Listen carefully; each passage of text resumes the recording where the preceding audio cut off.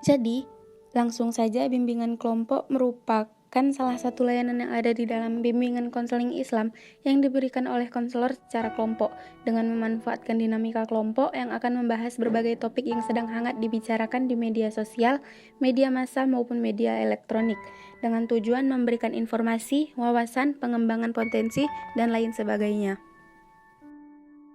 Tujuan bimbingan kelompok ini terbagi menjadi dua, ada tujuan umum dan tujuan khusus.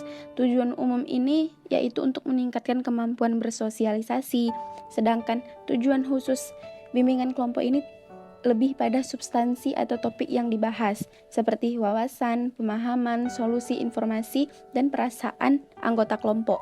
Ada bagian topik yang akan dibahas, yaitu juga terbagi menjadi dua, yaitu topik tugas dan topik bebas, di mana topik tugas ini merupakan topik yang ditentukan oleh pemimpin kelompok ataupun konselor. Sedangkan topik bebas ini yaitu topik yang ditentukan oleh anggota kelompok itu sendiri. Dalam bimbingan kelompok ada 4 asas bimbingan kelompok. Yang pertama keterbukaan, kedua kesukarelaan, ketiga kenormatifan, dan keempat rahasia. Yang dimaksud dengan keterbukaan di sini yaitu para anggota kelompok diharapkan mampu untuk menyatakan pendapatnya, apa yang dirasakannya. Kemudian ada asas kesukarelaan, yaitu setiap anggota kelompok tidak ada paksaan jika ia ingin menjawab atau memberikan pendapat. Yang ketiga kenormatifan, para anggota kelompok diharapkan untuk jika menyatakan pendapatnya tidak menyinggung perasaan temannya ataupun menyinggung sara. Kemudian yang keempat ada rahasia. Maksud dari asas rahasia ini yaitu segala hal yang dibicarakan di dalam forum bimbingan kelompok harusnya tidak diceritakan di luar forum. Di dalam bimbingan kelompok ada 4 tahapan pelaksanaan. Yang pertama tahap pembentukan, kedua tahap peralihan, ketiga tahap kegiatan, dan yang keempat yaitu tahap pengakhiran.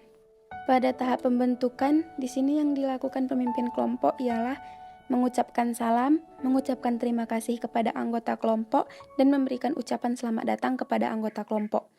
Kemudian melakukan doa, kemudian memberikan penjelasan tentang bimbingan kelompok, seperti pengertian bimbingan kelompok, tujuan dari bimbingan kelompok, cara pelaksanaan kelompok, di mana ada aturan-aturan, dan asas yang dilakukan dalam bimbingan kelompok. Setelah pemimpin kelompok memberikan penjelasan tentang bimbingan kelompok, maka yang dilakukan selanjutnya ialah perkenalan anggota kelompok, di mana perkenalan anggota kelompok ini tidak harus dimulai dari anggota kelompok itu sendiri, bisa jadi dimulai dari pemimpin kelompok. Kemudian pada tahap peralihan, di sini pemimpin kelompok menyimpulkan kembali mengenai apa itu bimbingan kelompok dan memastikan apakah anggota kelompok paham mengenai bimbingan kelompok ini.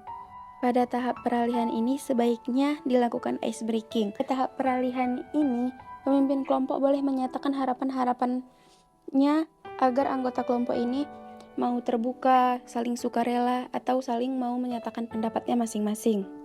Selanjutnya pada tahap kegiatan, di sini pemimpin kelompok meminta kepada anggota kelompok satu topik yang akan mereka bahas. Kemudian menentukan topik yang paling banyak disebut.